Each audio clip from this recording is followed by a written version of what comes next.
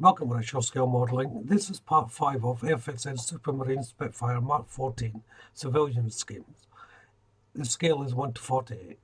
In part 4 I put most of the components, if not all the components, on to the fuselage, just leaving the prop to do, and got to the painting stage. So in part 5 I'll be concentrating on the prop and the decals. So let's jump into this and see how well I get on. So I was starting to put on the decals first of all, but before I did this, I put a coat of Winsor Newton gloss on. I done this off camera because I done it the last thing in the evening before I retired. So I didn't have the computer or anything on at the time, so hence it wasn't recorded. But it's just a thin coat of varnish over both models.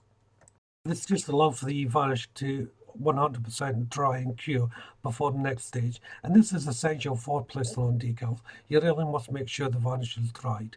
So these varnishes are going on the normal way. First of all, they were placed in some warm water. Then I applied some microsol to the actual surface itself. Now this helps soften up the decals a little bit more before I applied them to the surface. And what it does is it helps the decal settle into the surface. So if you've got any uneven parts on the surface, say like some sort of trench or marking, or a raised area, the decal then will conform to around that area through time, and it looks like it's just been painted on. That's the advantage of using something like microsol. There aren't that many decals to go on. As you can see, I've fast forwarded this process anyway, but there's only a few to go on. And for the variant A, which is the one I'm doing now, that you can see on the screen, before going on to the B, these went on rather well. The ones on the B variant, I had a little bit more difficulty placing these on. As you can see, this one has a sort of zigzag motif just down from the canopy, and that was a bit tricky to get into place. It kept on wanting to twist and go out of shape, so it took a lot of coaxing to get that back into shape. The number identification I had a severe problem with.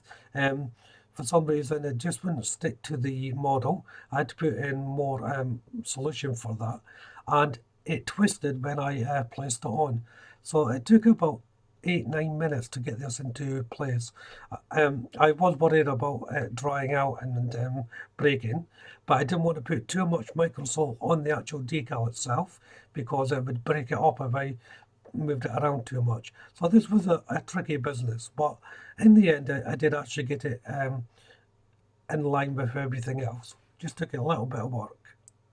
The markings on the wing, you can see I'm placing the big one now. It's only this one marking on the wing, and unfortunately I put this on the wrong place. Where it's going now, this is wrong. It should actually be on the top part of the wing, not the bottom. I don't know what I was thinking. I looked at the instructions and I just proceeded to place it there for some unknown reason. Luckily though, I realised my mistake straight away. So before the decal was bedded in, I was able to lift it off using the paper it comes on, just sliding it under and back onto the paper before placing it where it should go. So I was lucky to get away with that actually. So it's onto the prop, and this is for the A variant. First of all, the spinner just goes over the top of the props. They go in a certain way, obviously. There's no real difficulty. The holding cap can be a little bit tricky to place on. Just be mindful where you're putting your cement before you assemble this. Once I got it into alignment, it was just some case of pushing it on. As I said, it was a little bit delicate. I tried very hard not to get any glue on my fingers and disturb the paintwork, which I did manage to do, so thankfully I didn't have to repaint it. But I had to take it off a couple of times and refit it, just to make sure that it was fitting properly. Next to the spinner's flash decals. Now the instructions say put these on before you put the props in, but I found it better to place the props in first before putting these on. They actually give you more than you need, which is good. But it was just a simple case of placing them in between the actual blades. The decals for the middle part of the blade went on without any problems. Each one is numbered 1 to 5, but I don't think it really matters which number you place where. Moving on to the variant B, and the blades for these are coloured slightly different, whereas the variant A has the yellow tip. This one has a red and white flash, which is in the decal form, which has to be placed on. These went on fairly easy. They're small, obviously, but it didn't take much to line up on the actual blade itself. And once it was dry, I assembled the spinner and blades just like I did in variant A. I ran into a little bit of problem here. If you can see where these decals are, there has to be a reverse side of them. And I cut them off the paper, but these variant decals for this variant is painted the wrong way, printed, sorry, the wrong way around. They should go to the curve of the blade, and these are pointing to the straight part of the blade. I will just show you the instructions here. I don't know whether you can quite make it out. You can see the decal instruction going from the curve of the blade to the tip. But when I placed them, lined them up, they were printed the opposite way.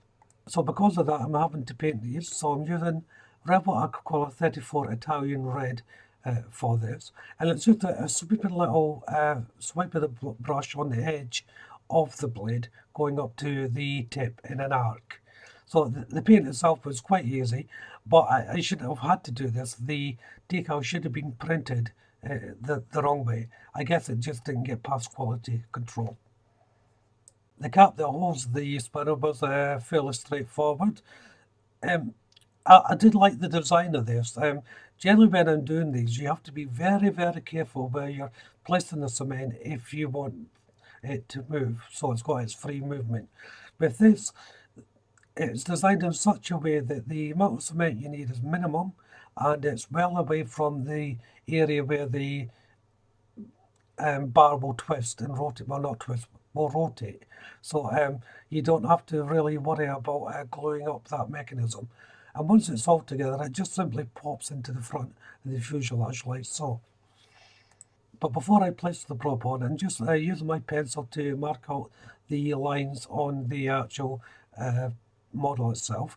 Now, to make the panel lines, you can do this through washes.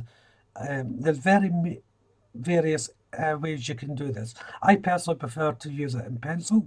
I think I've got more control that way.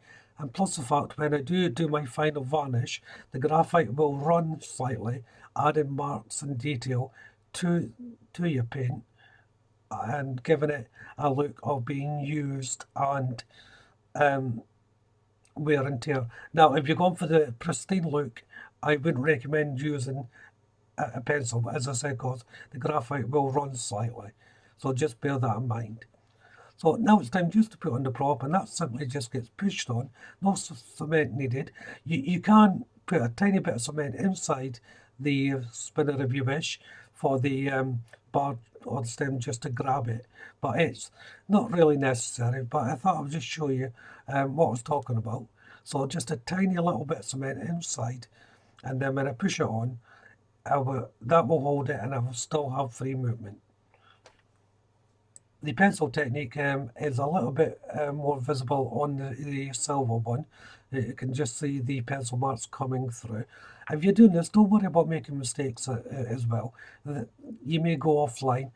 That's perfectly okay if you're withering your model anyway. So don't worry about that if that does happen, unless you're going for the clean look. But as I said, you wouldn't use a pencil in that scenario anyway. And it's time for the final coat of varnish, and I'm using Pledge Clear Polish here. This is just going all over, mostly to seal in the decals, but it's good practice to place it over the entire model so you get an even shine. and this will actually complete the model, both of them, and this is where I'll end part 5. So if you haven't done so already, why don't you check out the channel for my other builds? If you subscribe to the channel, make sure you hit that notification bell. That way you'll be kept up to date with all my future builds. Hit that like button, don't be afraid to leave a comment, and of course you can share the video. But for now, thank you all very much for watching. Bye bye.